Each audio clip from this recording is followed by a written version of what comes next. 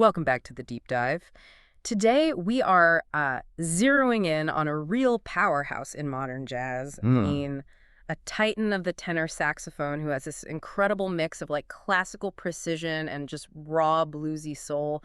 We're talking about Eric Alexander. Yeah, and he's not just, carrying the torch for that traditional sound. He really is the flame. I mean, born in 1968, he's arguably the central voice for the hard bop and post-bop tradition Sure. for his generation. Absolutely. If you love music that just swings hard and tells a story, he's essential. Totally essential. So our mission today is to unpack how he got there. We're going to look at his surprisingly academic start, his big break, and then really define that Chicago school sound he's known for. And it's a journey of, like, pivots and precision. Yeah. And the beginning is, well, it's the last thing you'd expect. Right. You think, okay, mid-'80s, he must be in a garage somewhere, shedding blues scales. Not at all. Not even close. That's the thing. In 1986, Eric Alexander enrolls at Indiana University. Not for jazz. He's there to study classical alto saxophone. Exactly. And not just with anyone. His teacher was Eugene Rousseau, a world-renowned classical saxophonist. So when you're studying under someone like Rousseau, what does that really instill in you? What's the focus? It's all about technical rigor. I mean, flawless articulation, incredible breath control, and this focus on a totally consistent sound across the whole instrument. It's about perfection. Which feels like a world away from the fire and emotion of hard bop. So how does that classical foundation actually show up in his jazz playing later on? Oh, it's everything. It's the foundation.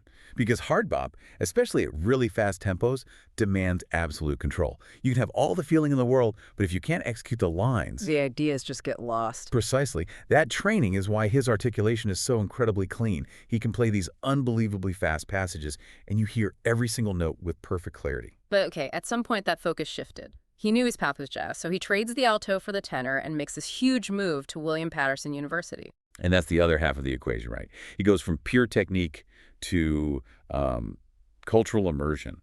The list of jazz legends he studied with there is just staggering. It's like he traded one kind of masterclass for another. Who was on that roster? Well, you had the great bassist Rufus Reid, the amazing tenor player Joe Lovano, Of course, Joe Lovano. Gary Smulyan, Norman Simmons. But the really key relationship, the one that cemented his sound, was with the pianist Harold Mabern. Ah, Mabern. Now that makes perfect sense. He was so deeply rooted in that blues and hard bop tradition. He was a direct link.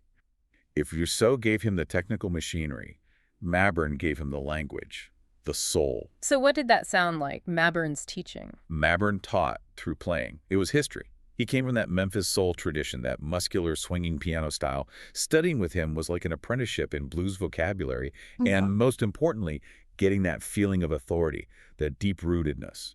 So by the time he's done, he has this unique blend, the classical discipline and the soulful mentorship from Mabern. He was primed. Completely. And he didn't have to wait long. He just exploded onto the scene. Which brings us to 1991, the defining moment, really. The Thelonious Monk International Jazz Saxophone Competition. The ultimate proving ground. And his performance there, I mean, it got him instant global recognition. He placed second, which is phenomenal. But the context is everything, isn't it? Because finishing second to that guy changes the story. It really does. Yeah. Because number one was Joshua Redman. Right. And Redman immediately became this huge media star, the next big thing in jazz. So Alexander's finish, while incredible, meant he had to build his reputation a different way. Not through hype, but through just sheer quality and a massive volume of work. And he started immediately. That same year. Yep. In 1991, he makes his recording debut with the great organist Charles Earland. And right away, that puts him squarely in that soul jazz hard bop world. And by 1992, he's already releasing his own albums. Right. Straight Up and then New York Calling. The pace is just incredible. It is. But he could do it because he already had such a firm grasp on his identity, his sound. Which is what people now call the Chicago School of Tenor Saxophone. Exactly. So let's break that down for a minute. What does that actually mean, the Chicago School sound? What are we listening for?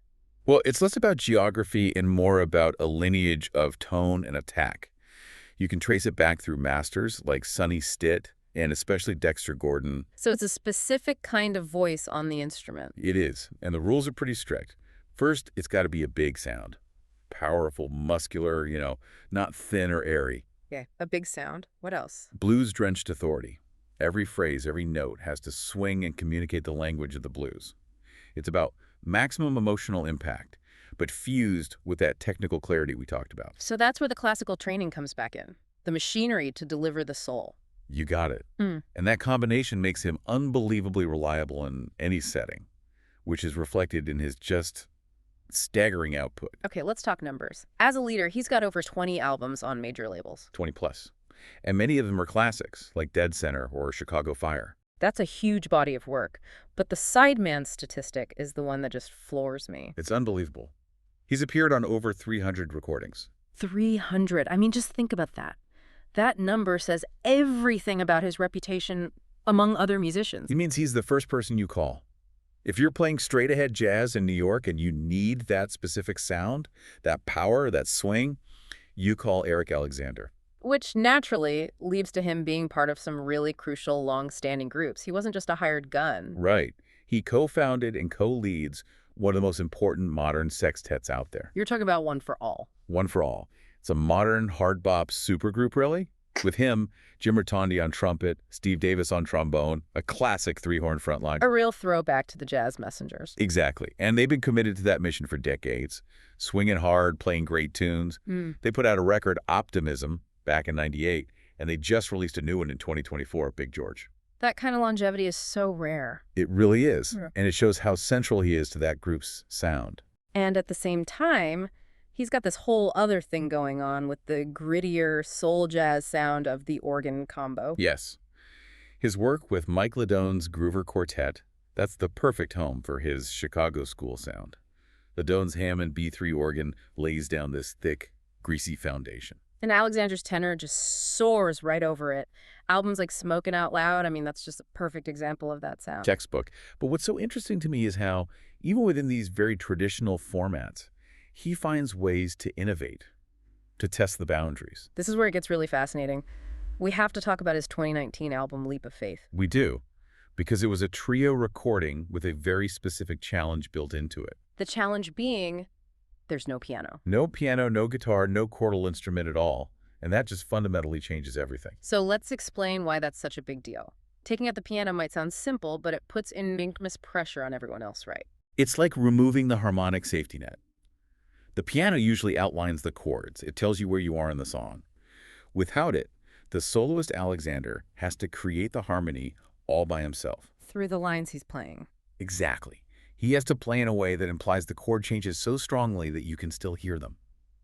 It puts incredible pressure on him and the bassist, Doug Weiss. It's the ultimate test of your harmonic knowledge and your technique. You're completely exposed. And he just nails it. It proves that his torchbearer status isn't about imitation. He owns this tradition so completely that he can strip it down to its bare bones, and it still holds up. And he's still going. He has new records out this year in 2024, Chicago to New York, and like Yeah. Sugar, the man does not slow down. Never. His output is as high as ever, and his authority is just undisputed. So when you put it all together, you have this classical prodigy who pivots to embrace this really earthy blues tradition with Harold Mabern. He then basically defines the modern Chicago school sound. Proves his value on hundreds of recordings, and leads these definitive modern groups like One for All. It's just a seamless blend of brain and soul, technique and feeling. He didn't just inherit the tradition, he standardized it for a new generation. And for you listening at home, we really want you to think about that sustained energy it takes to do all this. And when you go listen, start with that album Leap of Faith. Yes. Listen specifically for how he keeps that big bluesy sound even when the piano is gone. Listen for how his melodies outline the missing chords. It's a true masterclass in musical architecture. You can actually hear him thinking. It's an incredible listen. We hope you enjoyed this deep dive into the powerful legacy of Eric Alexander.